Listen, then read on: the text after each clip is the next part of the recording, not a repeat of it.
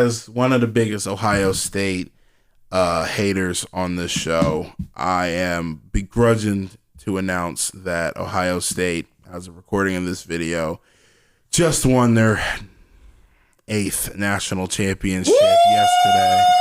You're still a Cowboys fan, so I wouldn't cheer for long. I don't care. I begrudgingly announce Mr. Jalen Scott as the national champion, the first national champion of the podcast. Success! Here. Absolutely. Here, so the floor is yours. IO, people. OHIO. Always been Ohio against the world.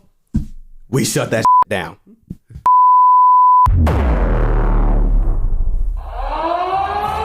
Blazer Nation! It's time to fire up and tune in to the hottest sports podcast around Valdosta State University. Made by the students about the Blazers for Blazer Nation all around. You're tuning into the Inferno Blazer Sports Show.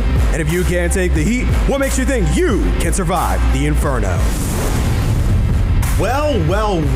Welcome everybody to season 4, episode number 20, all time of the Inferno Blazer Sports Show, the sports show by the students about the Blazers for Blazer Nation. I have no idea what on earth you're laughing about. We just started. This is season 4, episode 20. Nice. It writes. I didn't realize that.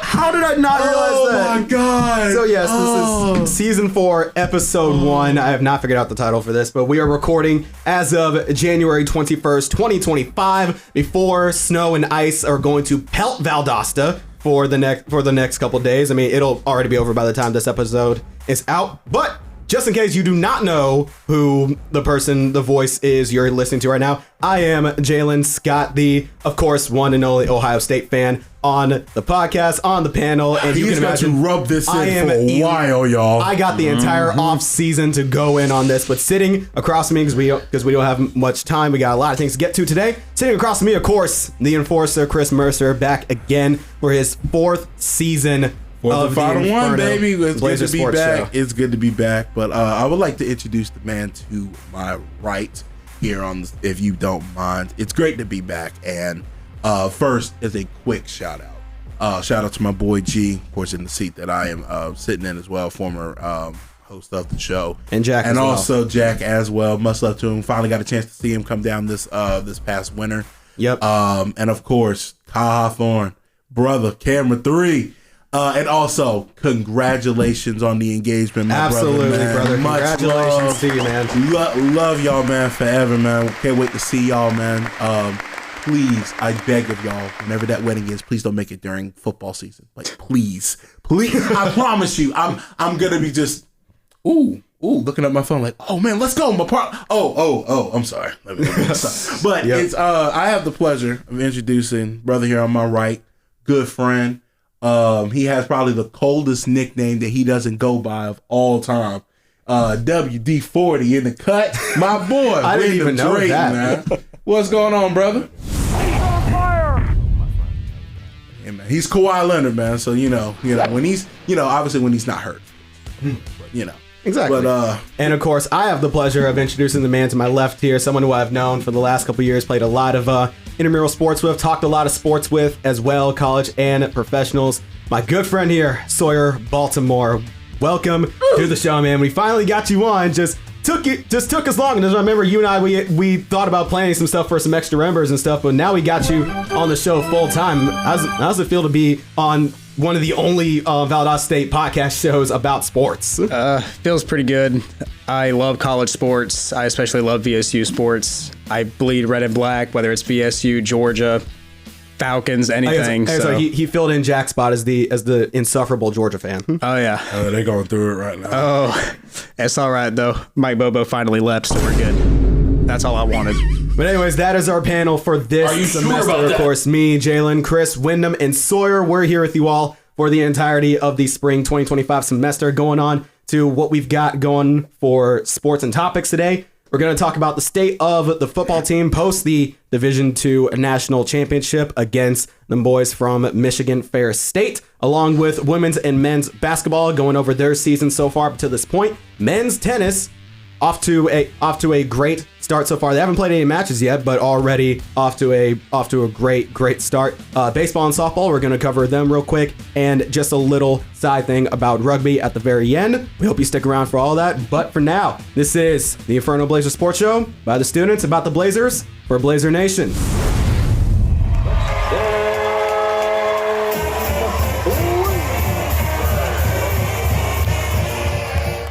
So we're here for Blazer football post Division II National Championship. Now, the last time we had an episode on this was, of course, the Scorching Send-Off episode, the season finale of Season 3 this past December, in which the game we were talking about before then was going to be leading up to the national semifinals against Minnesota State.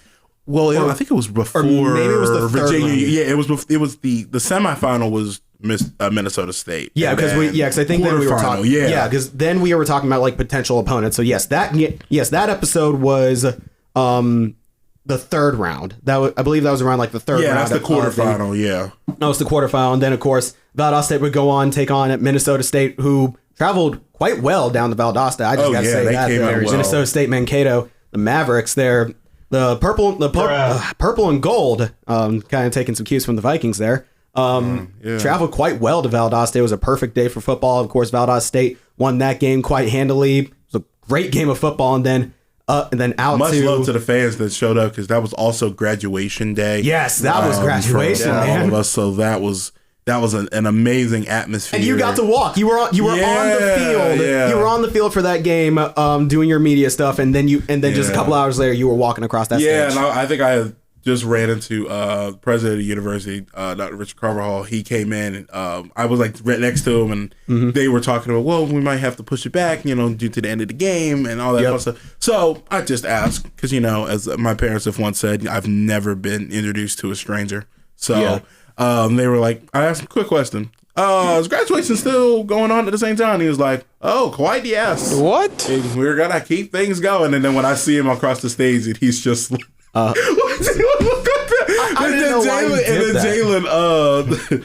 And then when I saw him, like when I get ready to walk, he was like, hey, you made it on time. I was like, yep. So much love. That was probably the busiest day of my life. Probably. And I know, that'll Sawyer be an extra ember by itself. Yes. Oh my God. I know Sawyer and I were up in the stands. I of course had my sign. I had my sign for that game that read if I had a nickel for every time Valdosta State beat Minnesota State to go to the D2 National Championship, I'd have 2 nickels, which isn't a lot, but it's weird that it will happen twice. I had to be specific with the wording on that, because it will happen, and it did happen. So then we move on to McKinney, Texas, where Sawyer and Chris, you guys took the trip out to McKinney for that game. Longest horrible bus ride I have ever been on.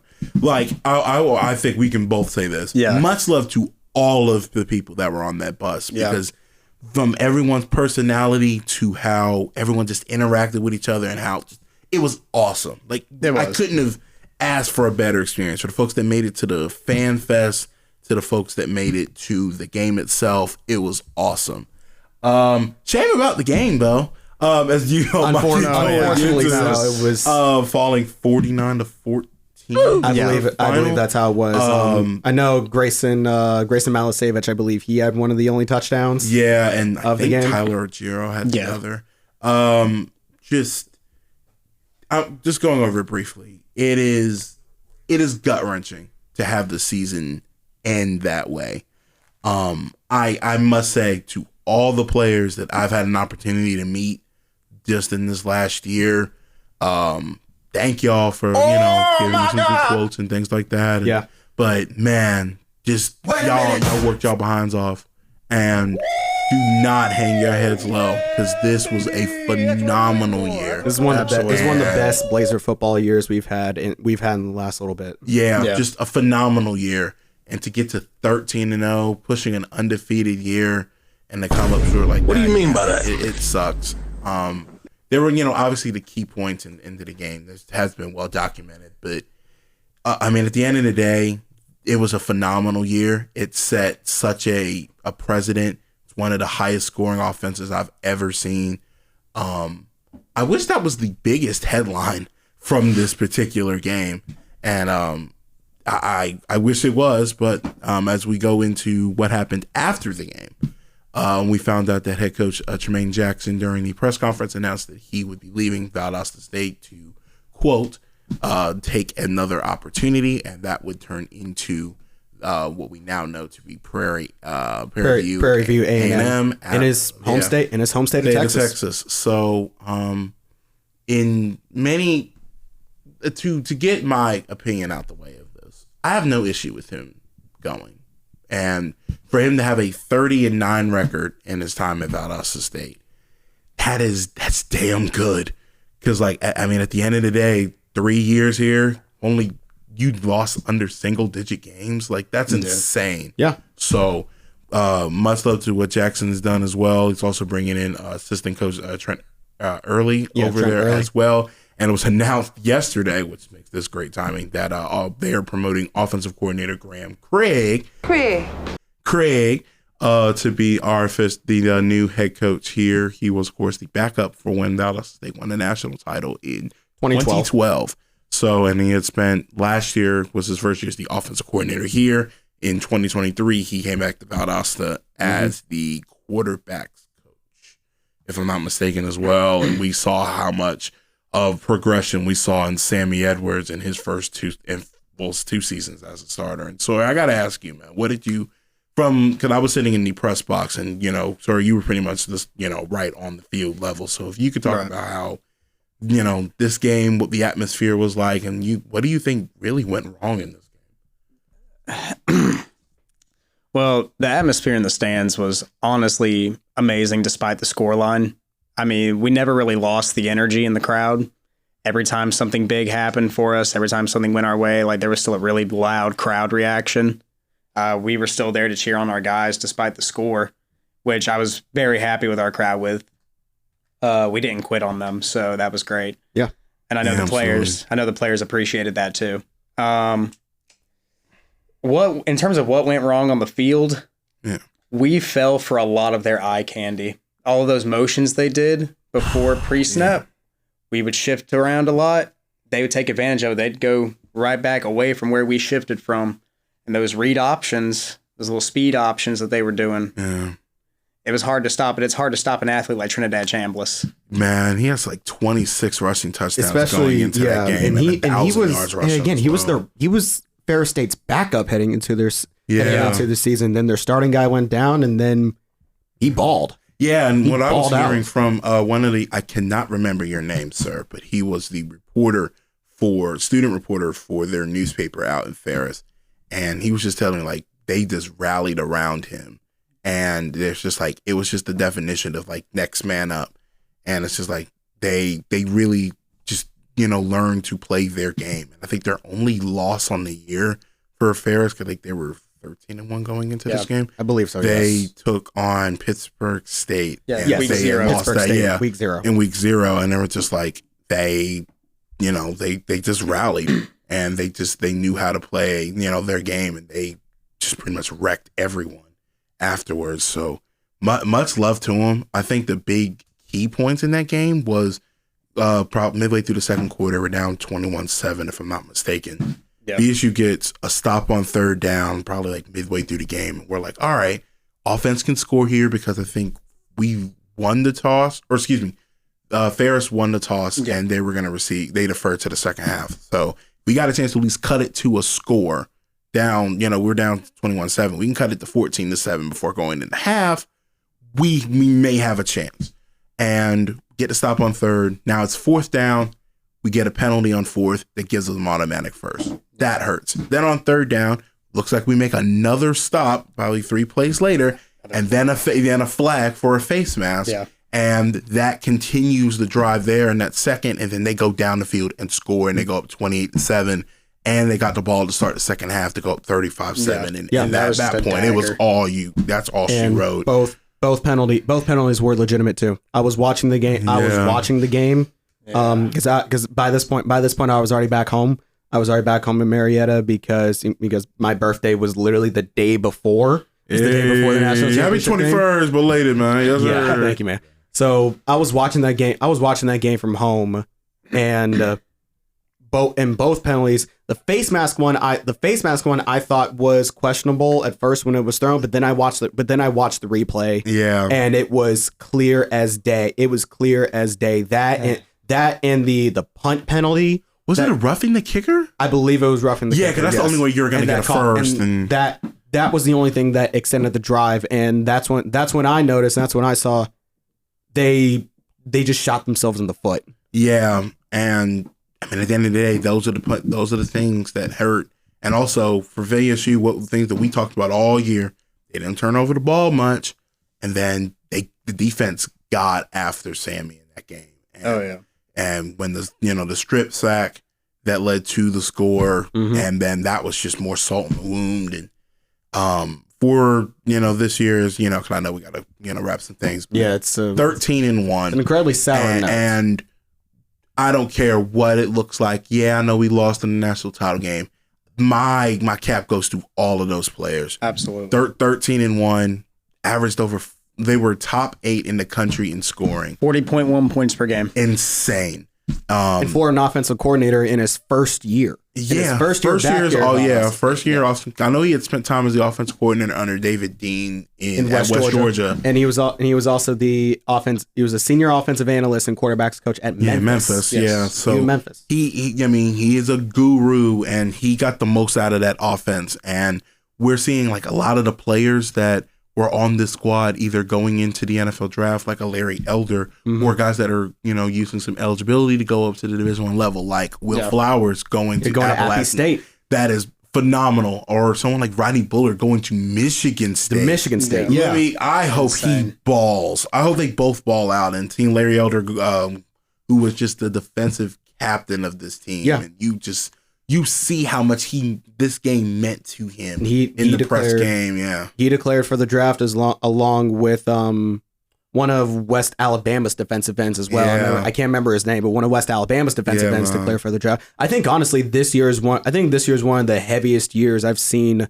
Gulf South Conference guys declare for the NFL draft. Yeah. So I hope for everybody who's played in this conference, not just VSU, but West Al, Delta State, West Florida, and unfortunately now Mississippi College. If those guys are going to try going formerly Mississippi College, for all those guys chasing their aspirations to play at the professional level, I hope you all find success. Oh my God, absolutely. Much love, and consider the year that West Al had as well. I think it's like one of their best years they've had in years. They made it to the dance as well. Yeah, so but one thing I want to leave up here as a question, and I want to hear your guys' things. I want to hear your guys' opinions about this. We've talked about this before, like over our group chat, but I also want to hear from you guys, the fans, on this as well. This question that I posed for the table: the Gulf South Conference will be down to only 4 teams at the start.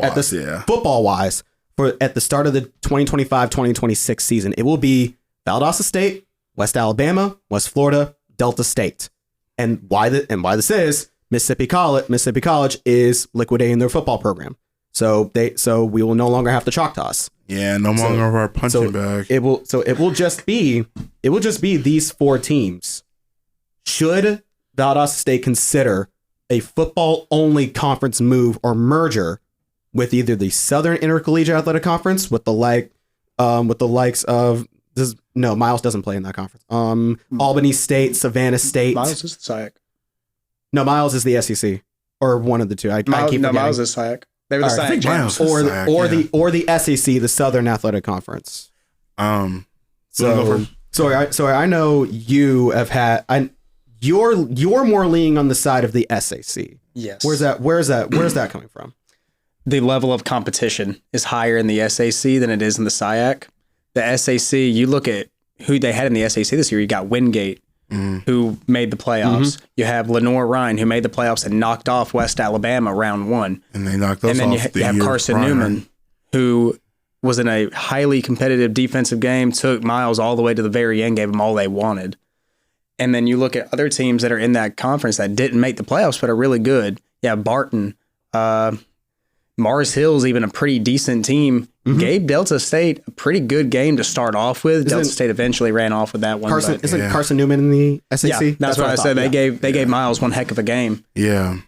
But you look at the level of competition overall, I think the SAC has the SIAC outnumbered. Because, I mean, you look at the SIAC, there's some good teams there, but there's really no one that's up to that level. The only team that the SIAC had this year in the playoffs was Miles. And you look at the SIAC overall the last couple of years, like I said, good teams, but nothing to write home about in terms of competition. It honestly would kind of just be like we're leaving the Gulf South for another Gulf South. Yeah, kind of sort of with more teams. And then Albany. Yeah. What conference is SIAC? Okay. So that's why I'm kind of leaning more on SIAC. I'm kind of leaning more on SIAC for the matter of, well, one, travel logistics. A lot of the teams in the SIAC are much closer to Valdosta State than the other teams in the SEC. And when you're talking Division II athletics, especially as someone who travels with the basketball teams to their away games, some of these trips are freaking long, man. We need you to get an Ember on especially the one to Mississippi, especially one to Mississippi College, Delta State and Mississippi College. I remember when I first came down here and I started looking to the Gulf South Conference. I was legitimately wondering why Delta State and Mississippi College were in our conference. Yeah, because of purely on geographical location. Now, the SIAC also has one of our biggest rivals, Albany State, and I think there's some great potential there for some good matchups there, along with Savannah State, who's not too far away. And if we're keeping West Florida as well, you've got 3 big time rivalry games. Yeah, that is going to be a marketing bonanza. Now, of course, again, that comes with the caveat of the competition might not be as good. Yeah. I mean, honestly, our main competition there, at least for the next year, would be Miles. And even with these super regions getting changed up now, because now Super Region 2 now includes the Conference Carolinas, who finally got a full football conference back. So now it's the Gulf South Conference, the SIAC, the SAC, and Conference Carolinas in Super Region 2. And then obviously we're doing the crossover with Conference Carolinas for the next 2 years for scheduling. But honestly, we need to join the SIC primarily because we don't have a lot. SIAC or SAC? SIAC. Okay, so the Southern. Yeah, the reason why is because biggest thing is that we don't have a rival in the state of Georgia now. Because West Georgia rolled, and it's just last year, every one of our opponents was either in Mississippi or Alabama or Carolina or South, or any of the Carolinas, whether that be North or South. And we need to have that rivalry. When Albany and Valdosta played earlier this year, Albany travels well, and you can sense like that type of rivalry, but it needs something of stakes to it. I mean, I know we have talked about extent of putting West Florida and us together for, that South border clash. And I hope I got that name right because I don't want to get copyrighted by you, Jalen. But the Gulf Coast clash. I was close, dang it. But, we need those type of rivalries. So I'm looking forward to seeing what happens now because, again, in every other sport, we're fine because in the Gulf South Conference for basketball, which we're going to get to in a minute, is loaded. And we're getting ready for a huge matchup coming up. So it's like we are no shorter competition. But football being its primary sport, wouldn't be surprised that we go to the SAI. You know where I'm going. I know where you're going with it. But, so with that being said, we legitimately want to hear your guys' opinions in comments or hit us up on Instagram. Honestly, tell us your opinions and what you think. Do you think Valdosta State should stay in a 4-team Gulf South Conference, or should they maybe consider a conference merger potentially for football only with the Southern Intercollegiate Athletic Conference or the Southern Athletic Conference, one of the two for at least the next couple years? We're going to take a quick break here before we talk about men's and women's basketball. We hope you stick along for that. But for now, this is the Inferno Blazer Sports Show, the sports show by the students about the Blazers for Blazer Nation. We'll be right back after this. Hey there. Suppose you want to hear more hot headlines, scorching stories, and humorous but informative commentary on all things Blazer athletics? How about subscribing to the show, following us on Instagram at the Inferno B.S.S, or checking out our website at www.sites.google.com/view/the Inferno B.S.S so that you never miss out on any episode of the Inferno wherever you get your podcasts. You're listening to the Inferno Blazer Sports Show, the sports podcast by the students about the Blazers for Blazer Nation all around. And now, back to the show. Welcome back to the Inferno Blazers Sports Show. The Enforcer Chris Mercer here with y'all, man. We're going to transition into some women's basketball. And we are fully about halfway through the season as of the moment right now. Little past halfway. Yeah, a little past halfway. Lady Blazers, we're getting a check-in on them right now. They are, 11? 10 and 7. Oh, 10 and 7 on the year. Currently 5th in the Gulf South Conference right now. 5th or 6th. Yeah, 5th or 6th in the Gulf South Conference, coming off of losses against Auburn, Montgomery, and Montevallo. Yeah, Montevallo. And I believe the Auburn Montgomery was the first time that the Lady Blazers had lost to them in their school history. That is true. So falling to them 67-62 was their most recent outing. They will have played on Thursday against Alabama Huntsville. And then, of course, they'll get set for Hall of Fame weekend against West Alabama. Precisely. So, Jalen, you have you've been on the road with them, and I will start off with you. 10 and 7 is not where a lot of people that put high expectations for the women's team, is not where they think they would be. But 10 and 7, as we've talked about before, so that's with all the departures from the year before. Yep. This is kind of like where they were kind of gonna be. Okay. But a little bit, what did you think so far? What do you think has been the strength, and what do you think has been the weakness so far of the team?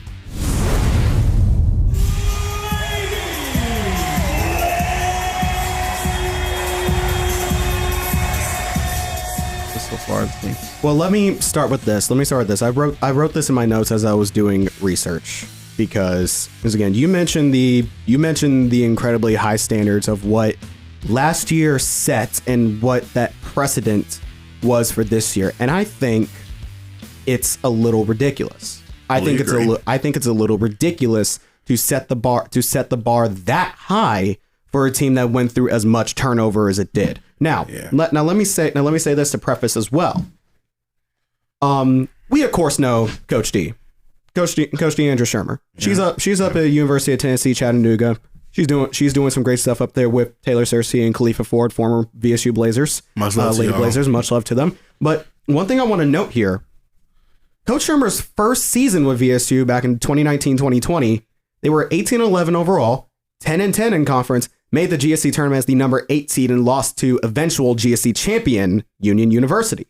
They had their own 5-game win streak early in the season, had defeated Georgia Southwestern in overtime, and defeated a nationally ranked lead team in December. There are so many similarities from now current head coach Chandler Murkison's first year as head coach of this Lady Blazers team in their 50th season, by the way. So 50 years of Lady Blazer basketball. That is fantastic to hear. But there are so many similarities from Coach D's first year here at Valdosta State and Coach Chan's first year here at Valdosta State. Yeah. They're so eerily similar to each other. So as you mentioned, Chris, those last two games, the loss to Montevallo was another overtime game. The Lady Blazers' fourth overtime game. Yeah. Fourth overtime game this season. They had I believe it was their third in 5 games by that point, because they went to overtime both against Mississippi College and Delta State. And Nelson hit that game winner. Split 1-1. Funny, if you have a chance, and I want to say this, one, as Jalen, as you are the road voice for the Lady Blazers. And I nearly lost my voice that game. Awesome call, right?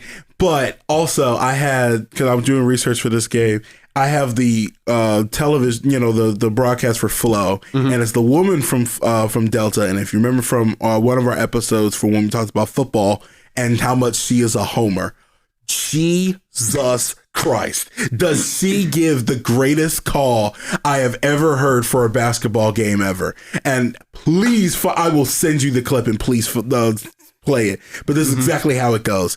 Nelson turns around and gets into the post, quick first step, and drives to the right to score the layup, and as they win the game. And obviously Valdosta State's excited, and this is all you hear. They give it to the big girl, she shoots, she scores, and Valdosta State wins.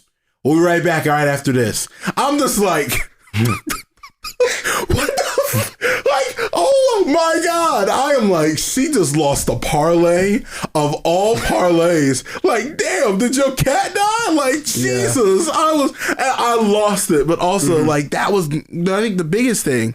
Also, because when you mentioned 4 overtimes in a season is a lot, but 3 in the last 5 games that's a lot on a team. That's taxing. Like, that's taxing. And during their latest overtime game, you're seeing players against Montevallo, teams getting into foul trouble. And that happens sometimes when you get into overtime coming up that way. And I think the biggest thing also is that they got to convert on the free throws opportunities, which I think has been we were used to them sitting around 77% last year. Yeah. And now when you're sitting under, like, I think they're under, like, it's around 68 to 69%. That's not going to win you games. So, there has to be that type of improvement, which I think is sustainable. Yeah.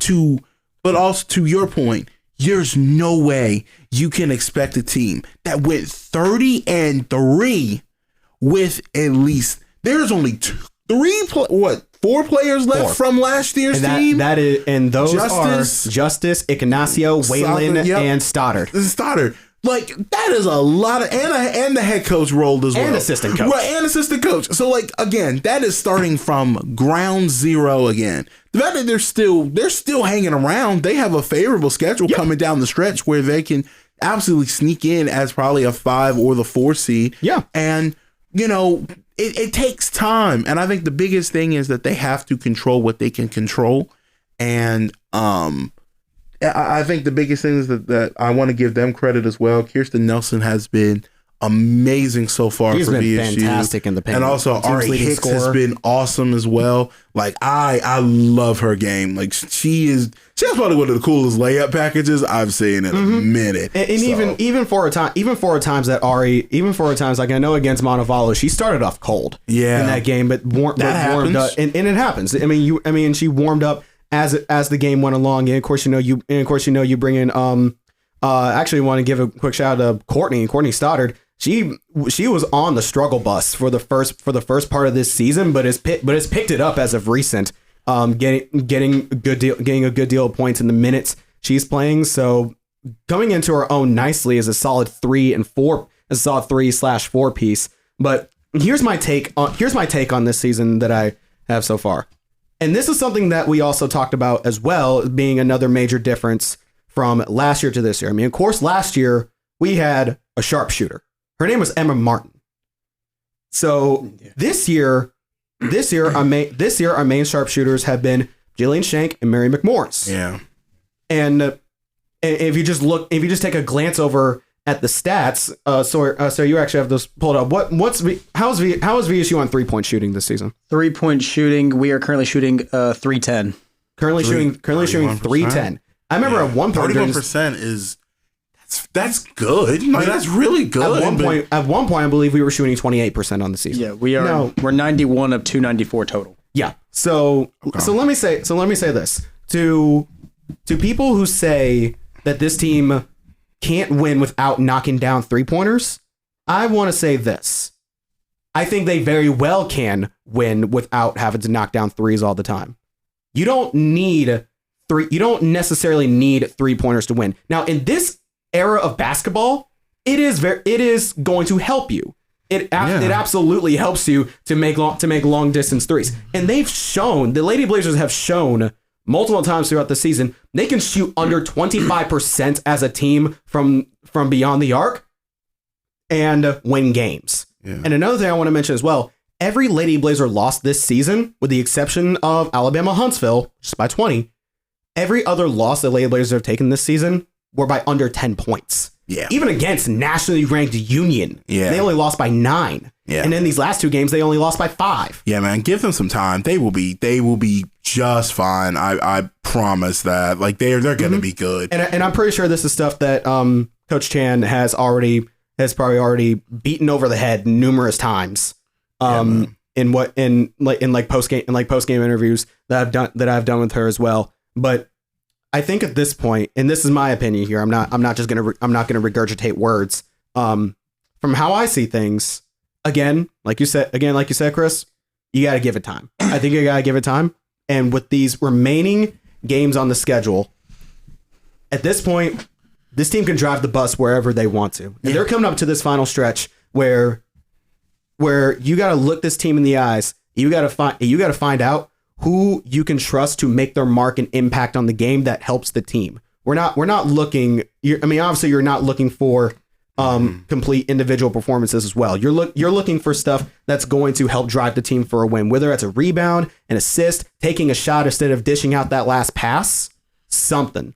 But also looking for a bet, like not just a good shot, but a great shot opportunity. I think that's big as well. Yeah, I mean, players are gonna find their time. They're gonna find their time in their roles in the court. Again, I mentioned Amaya Broadus, the freshman out of Atlanta. She got a good couple of minutes and was a bit of a spark plug for the Lady Blazers in that game against Auburn Montgomery, which I also got to mention as well. That Auburn Montgomery game, that end of the first quarter, it was 23-9 in favor of Auburn Montgomery, and then by the end of the first half, they were only down by 3. They tied it up in the third, and then the fourth quarter. I just want to mention this for the fourth quarter when I was calling this game as well. Fourth quarter. And this also is a bit indicative of how the season has gone for the Lady Blazers so far. So the final shot that ended the game, it was 65-62. Both teams had traded the lead and traded tie scores for pretty much the entire fourth quarter. Going to that final play, that final shot, here's how it went down from how I mostly remember. Number 3, Alasia Dudley. She played 39 minutes in this game, 12 of 20 on the floor, 3 of 7 3. Actually hit 3 straight 3-pointers in the first quarter. Those are only 3s of the game. 28 points on the night for her. Mm-hmm. Her final shot. Now, there's around 12 and a half seconds left. Valdosta State just hit 2 clutch free throws. I believe it was McMorris who hit 2 free throws to make it a one-possession game. 65-62 Auburn Montgomery. So Auburn Montgomery goes down the court, trying to get the final score, and Valdosta State doesn't want to foul because they're already in bonus. Yeah. So you don't want to give up the free throws. Right. So Alasia Dudley, who at this point was in the far left corner. She was in the far left corner from where I'm standing. So from where I'm standing at the scores table. So she's in the far left corner. She gets the ball, brings it up to about the short corner, going side to side, and the Lady Blazers are trying to press and trap and steal the ball away. Right. Now Dudley, she makes a small break going towards the low left post. Now by this point, Nelson's already there. Nelson's already there for defense, has her arms up, ready to either block a shot or heavily contest it. Now Dudley already had somebody on her. I believe it was Shank who was covering our defense. So as Dudley and Shank are moving over, Dudley tries going for the layup, but before she does, she runs into Nelson. And as Dudley's falling backwards, initially she dribble drives to her right hand, switches over to her left, runs into Nelson, starts falling backwards, and literally just chucks it up. Literally just chucks the ball up to the basket, banks off the glass and in. That's how Valdosta State lost that game. Yeah. And I remember sitting there. I was legitimately shocked. I was shocked, but also, I gave it a decent call as well because, like, wow, like, gotta give credit where credit's due. That's basketball. That's basketball for you, man. Yeah, but as we go into the men's side, I do, because, man, it's a complete polar opposites in a way, because we were talking about the women's team having lived up to those lofty expectations and, got to, tame it down. But when you look at the men's team, they've exceeded all expectations. They've blown past them. Like, I mean, fast as well. I mean, they're sitting at 14-2 right now, going into a pivotal game against Alabama Huntsville. Again, it is unfortunate that this game would have already been played by the time this episode goes up. All right, is this thing on? All right, cool. Bit of an editor's note here. Due to the snow and ice that Valdosta was hit with over the last couple days, the Valdosta State and Alabama Huntsville games have actually been rescheduled to Monday, January 27th, starting at 3:30 and 5:30. So just a little side note here that I want to go ahead and put in, and back to it. But against currently number 5 ranked in the nation, Alabama Huntsville, who are on their own massive win streak. So we have won 9 straight games. Our only loss in conference is against Alabama Huntsville. Yep. And Huntsville's only loss on the year came in overtime, and I cannot remember. Was it Nova Southeastern? It might have been Nova Southeastern. Yeah, that they lost to. They haven't lost a game since. They're on a 16-game win streak. And this game, this is of course second time around. And on a side note as well, VSU also beat Thomas University. Wyndham, you would know a thing or two about that. Your Nighthawks. The Dewey City proud member. Okay, don't claim Dewey City on the podcast. What is Dewey City for the people? I'm not gonna describe Dewey City, but you know, you were just. You can probably just sense it, but Wyndham, I do gotta ask you, man. Looking at this, the men's squad, and sorry, you can jump in on this as well. Like how much for the men's team you've been impressed with so far during this win streak compared to last year? I mean, it's like night and day. It's been like night and day. Like, you know, it's like full go. Honestly, it's very impressive basketball that they're playing. Mm-hmm. Definitely exceeded every expectation I had. I'll be honest, I knew this team had the potential to be really good. Yeah, the potential's been there for the last couple of years. It's just there was always something that just wasn't there to quite piece it all together. But this year, I think they found it, and it shows on the on-court results. Averaging over 90 points a game. Still top 10 in the nation for Division II, by the way. We haven't had a high point per game total like that since 2017-18. Exactly. When all of us were, and that was all of us in high school. Yeah, and that was the year that Valdosta State won the GSC. Yeah. Their lone goal. Winning on Thursday can go a long way of doing that as well against the team that is number 1 in the GSC. Yep, exactly. They've been phenomenal. We've talked at length of how great Braxton Williams has been this year. The additions of Kobe Haraway as well. Kobe Haraway, career night against Auburn Montgomery, 17 points. He was actually shooting perfect at the end of the first half. He was 5 for 5 on the floor, 3 for 3 from 3-pointers, and 1 for 1 free throws. He had himself a career night that night. And it's also kind of a recurring thing I've seen about Valdosta State so far is that you have these great team performances, but one player in particular ends up shining through. Absolutely. And especially in these past 3 games, or rather say past 2 of the 3 games, I already gave AUM to Haraway, JC Clossy. Freaking Clossy. He is one of the only 2 that remain from last year's squad, other than Braxton. He just decided exactly what you just called him. What did you say? You called? I said spark plug. Yeah, he absolutely is. He literally. I think the most abridged way I can say it was, I'm going to start shooting threes. Yeah.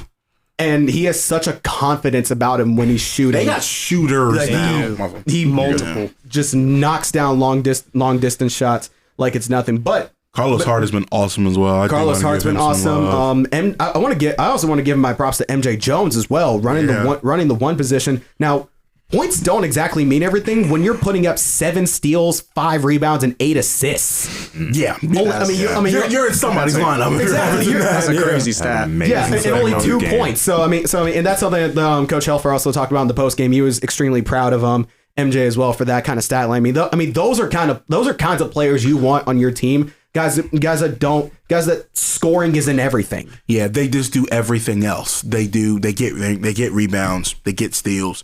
They will push the ball down the floor and get to the right guy on the wing or right guy in the lane. Like, that works. And also, they have a good guard rotation with him and Lucas Brown. Oh, yes, Lucas Brown and Malik Leach. Yeah, Malik Leach as well.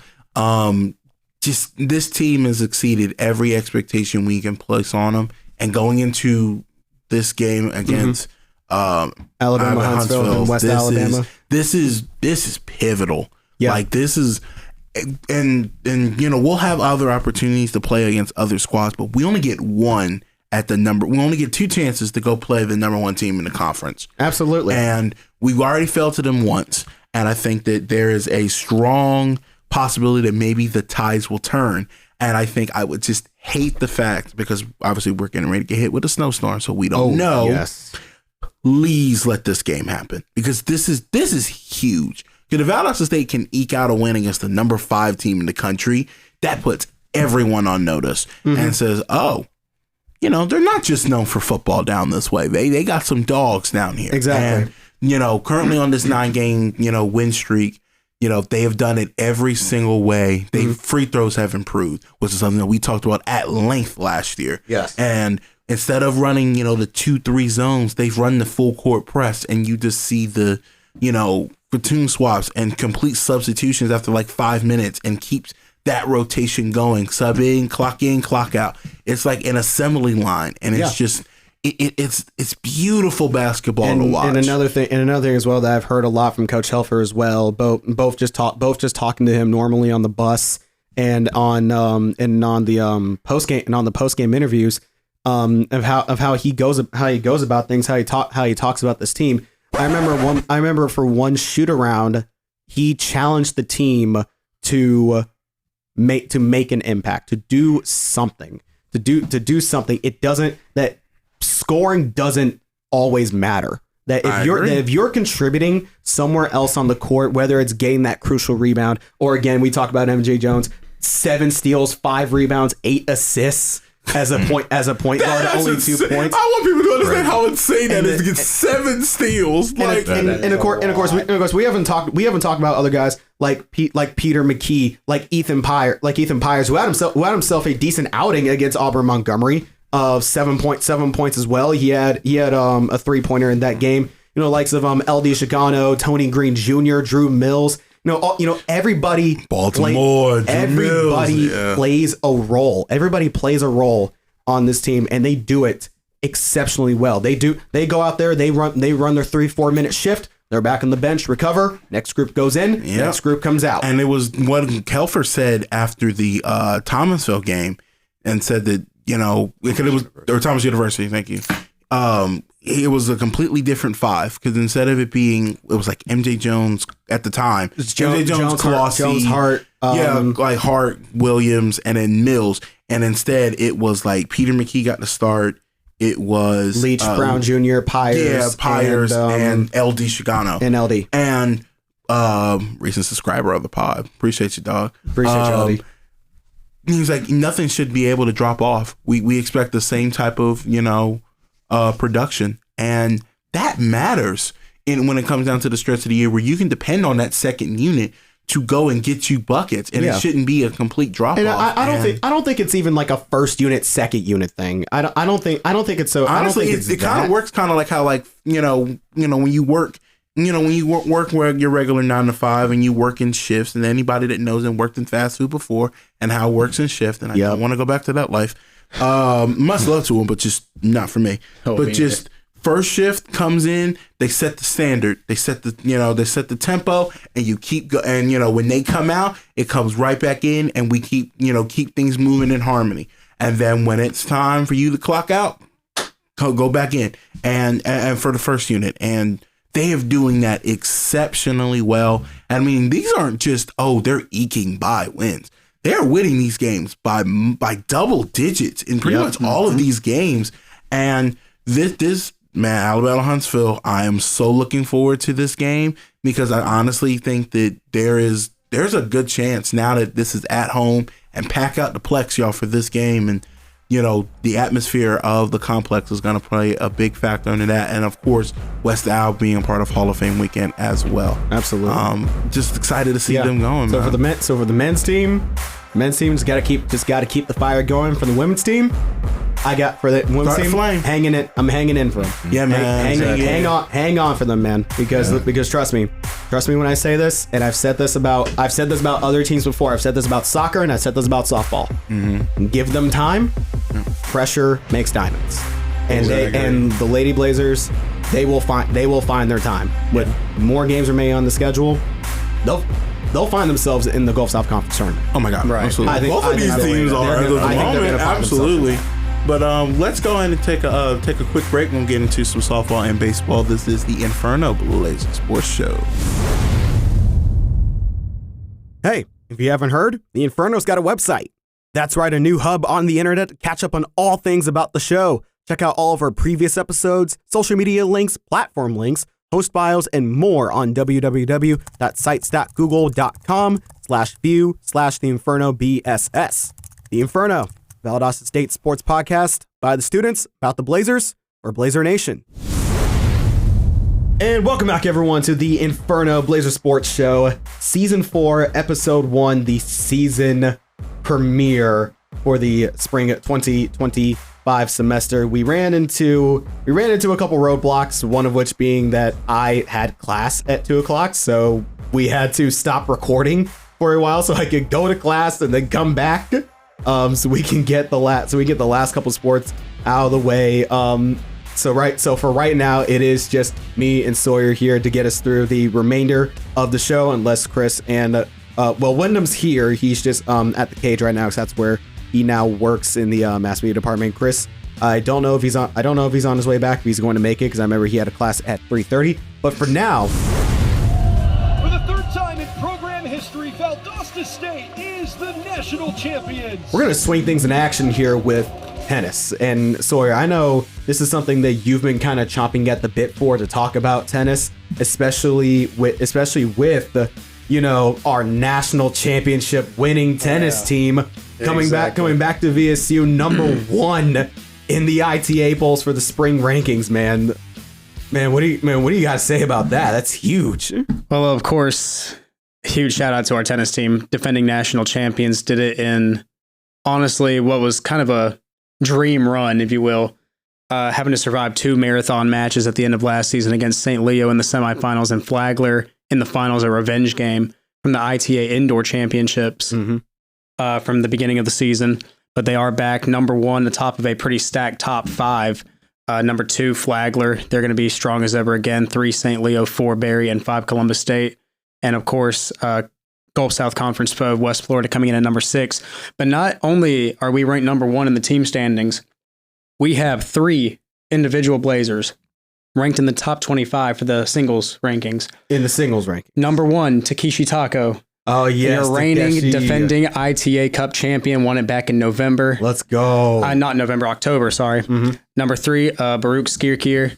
And number 24, Jerome Iaconi. So those 3 guys coming back, they're going to be huge for us. We are losing a few guys of significant importance to the team that contributed a lot last year. Rodrigo Carvalho has left. Couldn't find any information on where he went, though, because he was a junior. So I assume he transferred, but I couldn't find any info on where he went to. Yeah. Luca Mack graduated. That was someone I was going to... He is a graduate assistant, though, on the staff this year. Oh, nice. So he is still here as a graduate assistant. And, of course, Christian Vidal graduated. He's the one who clinched the championship last year. He clinched the final point for us. Yes. Against Eli Al-Rafi.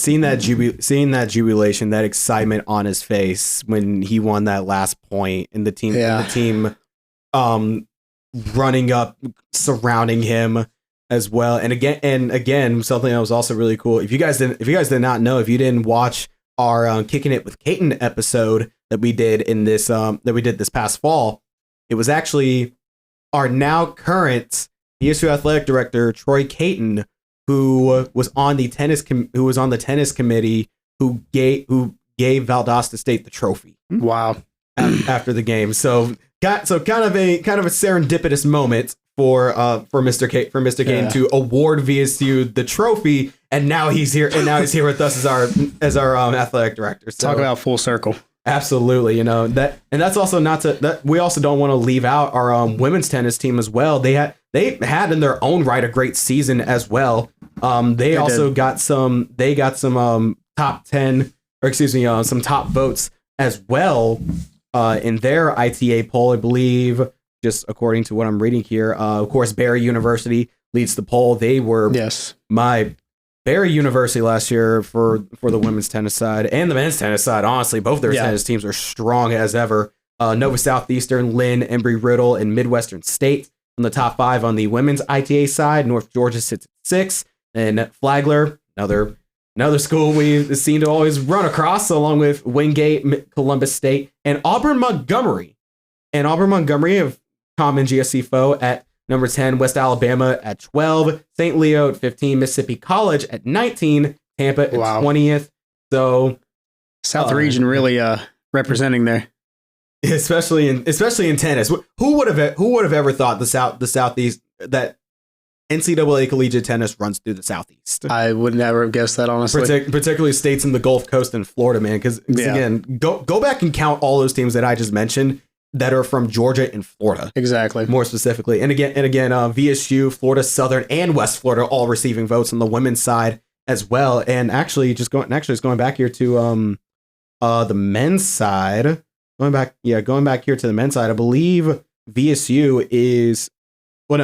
and West Florida, and Mississippi College are the only Gulf South Conference teams to make the top 25.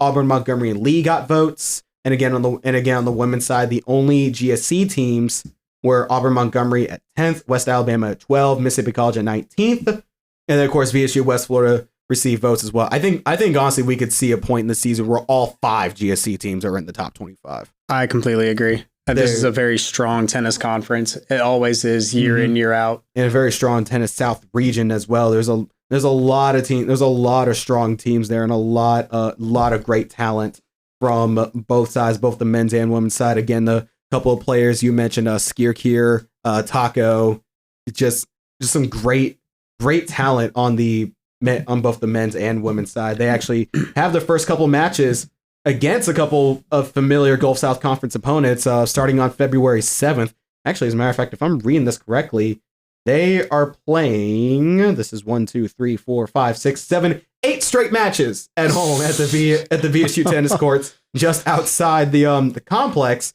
starting with Montevallo, the University of Montevallo Falcons on February 7th. That's a Friday at 2 p.m. Eastern. So that is in 2 weeks. So that is that's the Friday after next. And you got St. Leo, Coastal Georgia, Barry, Georgia Gwinnett. That's a reach for a school. I mean, Georgia Gwinnett, that's back up some areas I've lived at. So, and then good NAIA school for tennis. They have a pretty good program. Absolutely. And then you have some games being put down in Pensacola for Delta State, West Alabama, Lee, Christian Brothers, Georgia College, Columbus State. Columbus State's going to be a good one. Columbus State at the beginning of April. And of course, we have Barry at the beginning of March. It kind of funny how at the beginning of March and April, we're going to have 2 of the strongest teams that on the men's and women's team are going to face Barry and Columbus State. And then, just of course, look at that schedule in general. You're playing the preseason number 3, 4, and 5, and 6. That's a gauntlet. That is a bit of a gauntlet. You've got essentially everybody that's right behind you, and you've got a huge target on your back coming off a title. Exactly. Every single team here is gonna want to look at taking you down. Exactly. And that's honestly going to be the biggest thing for this team this year for John Hansen and company. And especially with the women's team as well, bringing back Natalie Rank as well. She had some fantastic games as well, and we have a great deal of international talent as well of this team. We got players out of Paris, we got players out of France, Russia, Australia, Venezuela, Sweden, the Czech Republic. I mean, again, tennis is a very international sport, and the fact that they all come here to play, Blazers go worldwide. Exactly, man. We thought it was special. We thought it was special when for basketball when we had our 3 Australians of Ignacio, Long, and Stoddard, along with a Canadian in Tamaya Francis. Yeah. So international tennis runs through Valdosta State in the Southeast. This is going to be an incredibly stacked season for both the men's team and women's team. Again, a massive shout out to the men's team for that national championship, man. That was fun to keep track of over the when baseball and softball were over, their seasons were done with. To hear that Valdosta State kept pushing through to that championship game. There were a lot of nail biter games. It was, like I said, those last 2 matches were absolute marathons, and each match was like a 3-hour long match on back-to-back days. You got to think of the toll that takes. I remember national championship day. I was at home in Baxley. I wasn't here. I was up at 8 a.m. to watch that match. Oh my goodness! I watched that match the whole way through. It was quite the deal, though.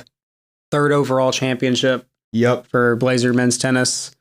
I think we're Our on. ninth overall. Yeah, ninth overall. national champion. I don't even remember how many Gulf South titles we have now. I know we have the conference record now. There's more than enough. There's more than enough to fill out the trophy case complex. That trophy case is going to overflow with Gulf South Conference titles. And you know what? Bring it on. Absolutely. And we're going to switch things over here to baseball and softball now. Well, their seasons won't start until around the very end of January, heading on to February. But I just wanted to go over baseball and softball because they recently just put out their schedules. You know, baseball had a good deal of turnover from last year, especially in the coaching ranks. I'm not going to explain more on that. I gladly encourage you all to do your own research on the situation for that. But longtime head coach Greg Williams is moving down to St. Augustine to coach, to be the skipper for Flagler College. So Greg Williams joins the Saints. So the head coaching vacancy filled up now by Jan Weisberg, the head skipper of the legendary Birmingham Southern D3 champion D3 run. That was in the year that school was going under. They made probably one of the best runs. Talk about Cinderella. A massive Cinderella run, and now moving up from D3 to Division 2. I mean, this is gonna be a great opportunity for Coach Weisberg he's already got a great deal of coaching experience under his belt at Birmingham Southern. I can't wait to see what he does here for Valdosta, especially with this team. But going over kind of just a quick glance at the schedule, one thing that really did stand out to me about the baseball schedule so far is the amount of non-conference games. Let me start this. We got a 3-game series against Rollins on January 31st, February 1st, February 2nd, then a 3-game series against Embry-Riddle, which we played here at Billy Grant Field, hopefully not affected by a hurricane anymore, because I remember we had that little windstorm last year that took down the netting behind the plate. So we had to play a couple games at ABAC that we I can't remember who we played. I think it was Georgia College State University. We blew them out of the water that game. I think it was said best by Jack, who said let's keep playing at ABAC if we're gonna blow out teams like this. But then Georgia Southwestern, so 7 non-conference games to start off. Then we got a conference series against Union, then a Tuesday game against Columbus State, St. Leo, another Tuesday game, a 2-game series against Nova Southeastern. That's gonna be a really great South region. It's gonna be a really great South region showdown. We also got Georgia College and State University, another game against Columbus State. So the thing that I've noticed, at least Georgia College again on March 25th. So what I'm seeing a lot of is a lot of these teams that we're not just playing one and done games. No, we're meeting them multiple times a year. And then you see Tampa at the bottom of the schedule. Tampa on National April powerhouse. 1st. Georgia Southwestern again on April 15th. And of course, these games are in between Gulf South Conference series, again, against the likes of Union, Trevecca Nazarene, Alabama Huntsville, and so on and so forth. You get the gist. And the thing that actually kind of really stood out to me, the final series of the year against West Florida, kind of makes me think that now this is going to be a common thing with our sports teams now, with West Georgia leaving. It seems like now we're just going to end our seasons with West Florida, one of our biggest rivals that we still have in the Gulf South Conference. I'm still going to lobby for the term Gulf Coast Clash to be the official rivalry name for Valdosta State West Florida. Because VSU West Georgia, we had the Peach Bet, the Red Clay rivalry. Right. That's what that was called. I think the next of that should be VSU West Florida, the Gulf Coast Clash, and I'm with it. It's perfect. And we also just want to remind you guys as well that baseball and softball have also now been included to Flow College and Flow Sports. So if you want to catch up on Blazer baseball and softball this season, along with any of our sports this season, men's and women's basketball, tennis as well for the games that we are streaming. I do not know if we are covering any this semester, but if we are, you'll find them on Flow College. Again, that's for baseball, softball, men's and women's basketball, and tennis. If we do cover those this season, that is no shame, no plug. I'm just telling you all where you can find the games. But moving over into softball here, who also had their own former roster turnarounds. Well, I mean, of course, head coach Thomas Massera still leading the charge. Coach Massera, one of the top 10 winningest coaches in Division II softball last time I checked. Along with Katie Proctor joining the staff as a graduate assistant for softball. So that's some great things to hear, and a great deal of new talent, but also players we have seen before, like Tori Wofford, Savannah Barfield, Madison Lump, Aniston Gano, Evie Pitts, Jamie Prandine. So just a lot of players we've already seen before in just with a new cycle of fresh talent like we've seen last year. Sailor McNearney coming back as well. Junior at Kennesaw, Georgia, and Harrison High School. It's actually not too far from where I lived, up in Marietta. But going over their schedule as well, softball is starting off their season the first month and a half from January 31st to February 16th on the road. Oh. That if that isn't a gauntlet, I don't know what is, considering they're playing in the Gulf Shores Invitational down in Gulf Shores, Alabama, against Nova Southeastern, Spring Hill College, Oklahoma Christian, Lubbock Christian out of Texas, Florida Tech, and Rogers State. And this is what, 6 games in 3 days. And let me tell you, those teams aren't pushovers either. Oh, absolutely not, especially for a VSU softball team that made the Gulf South Conference Championship last year. The baseball team did as well. They're going to look to further build on that success heading into this season as well. Then they have, and usually softball kind of plays their series because obviously they're only 7-inning games. You can play 2 games in the same day. Right. So following the end of that Gulf Shores Invitational, they're still on the road. It looks like they're going to take an extended break here, or not an extended break, but an extended trip to multiple cities in Florida as they're heading to Lakeland to face the Mocs of Florida Southern, the Spartans of the University of Tampa, and down to St. Leo to face the Lions on the 7th, 8th, and 9th of February. So another 6 games in 3 days. Yeah. Sort of deal. Before finally opening up with the Union for conference play. I feel for those arms. That's gonna be bad. I feel for those pitchers, honestly. That is gonna be, keep those pitch counts low. Oof. But obviously, as Sawyer just alluded to, then we start off with conference series against Union in Jackson, Tennessee. So they're gonna go from Florida. They're gonna go from Florida back to Valdosta up to Jackson, Tennessee, which, by the way, only I believe an hour outside of Memphis. That's a drive. That just reminded me that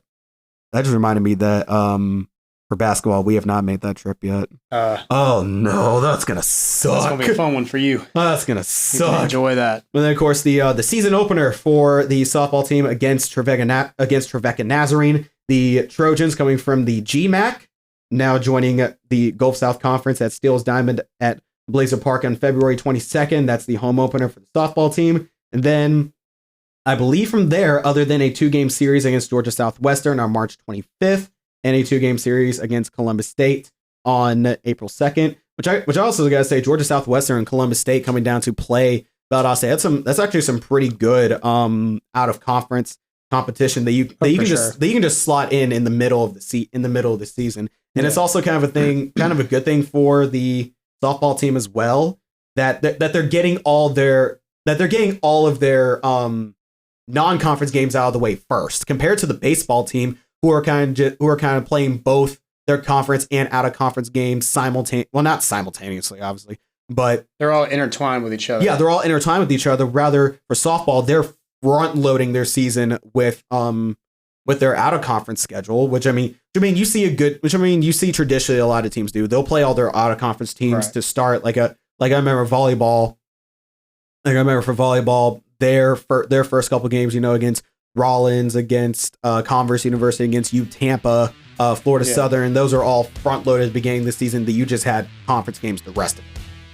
So that's how things are shaping up for baseball and softball right now. We'll get more in depth into the teams and the rosters and more about that in our next episode or the episode after that, once we do our baseball and softball breakdowns and their schedules. But the last thing I want to end us off here in terms of Blazer sports Crouch, bind, set. is that Blazer Rugby is back for 7th season, both the men's and women's side, with 15s done for the fall. The exception for, we actually have a tune-up match. We have a little tune-up match against Kennesaw State. Yeah, the Kennesaw State University, you know, the ones that go hooty hoo, the Owls on February 1st. Originally that game was supposed to be this Saturday that I was going to go up and play, but unfortunately I can't because we ran into some issues finding an official for that game. So it got moved back to February 1st. So even though I unfortunately would not be able to travel that game, my heart goes out to my team as always. And I hope they go up there and kick some, but for this season, for the men's team, we are sincerely aiming for the Collegiate Rugby Championship this semester for the 7th side by going up to Atlanta on March 8th and 9th. It's either sometime between March 7th, 8th, and 9th. We're heading up to Atlanta to Silverbacks Park to play in the Peach Cup Sevens tournament, which is pretty much the Southeastern region qualifier that if we win the tournament for our division, which are still playing small college division 3, we win that tournament. It's an automatic bid to the Collegiate Rugby Championship, which is played out in Maryland this year. I believe it was the Maryland Soccerplex. I believe it is this year out in late April. So, and here's a bit of a shameless plug. Everyone out there, any VSU students listening to this, you are more than welcome to come out and try a practice at North Campus Monday, Wednesday, Friday, 6 to 8 p.m. at North Campus. And stick around if you're interested in playing some rugby. I will say, though, it's not exactly for the faint of heart. It is a very physical sport. It takes a lot of getting comfortable to tackling without pads. That's especially a learning curve. I had to learn, and it's a really fun sport. It's a really fun sport. Great camaraderie, great friends. You coming into a great culture, and that's Blazer Rugby for you, men's and women's side. So if you want to try out, there it is. There's my shameless plug. Just because I'm part of the team, I gotta promote us somehow. We also have episodes with the rugby team. Go watch those. But anyways, that's how we're gonna wrap things up here for the first episode of season 4 of the Inferno Blazer Sports Show.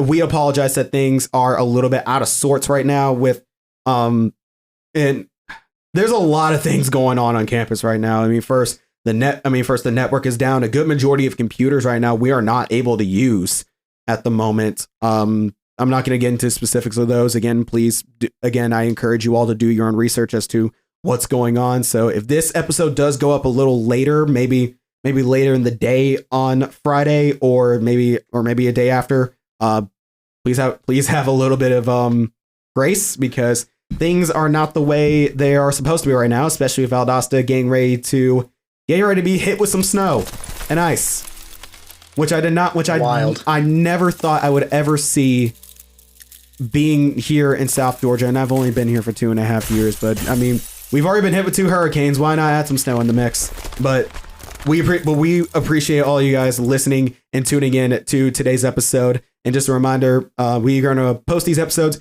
every 2 weeks. So you got an episode this week, going to take a week off, and then we're back to it a week after. But for now, for Wyndham and Chris, actually Wyndham's standing outside the freaking door. Bro's fine. Bro decided to come in right at the end. You decided to come in as we are wrapping up here. My goodness. But for Chris Mercer, who is currently not here at the moment, for Wyndham Drayton, and for Sawyer Baltimore, and of course the one and only Jalen Scott, I just gotta say, first of all, OHIO, if you know, you know. But also, take care of your mentals out there. Sincerely, take care of yourselves out there. And one last thing, Greg, say something to the people. Bye, Felicia.